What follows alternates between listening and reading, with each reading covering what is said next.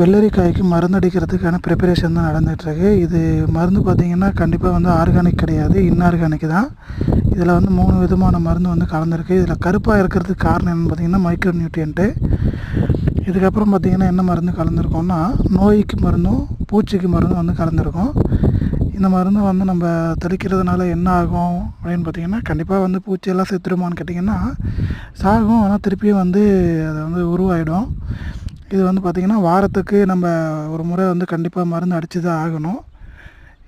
இப்போ வந்து வெயில் காலன்றதுனால பார்த்திங்கன்னா பூச்சிகள் எல்லாமே பார்த்திங்கன்னா காய்களில் வந்து துளையிட்டு சாப்பிடுவதற்கான வாய்ப்புகள் அதிகமாக வந்து ஏற்படும்.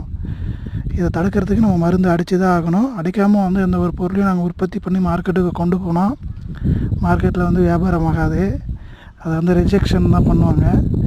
எந்த ஒரு பொருள் வந்து நல்லா பளபளன்னு இருக்கோ அந்த பொருளை தான் வந்து வியாபாரிகளும் மக்களும் வாங்குறதுக்கு விருப்பப்படுறாங்க.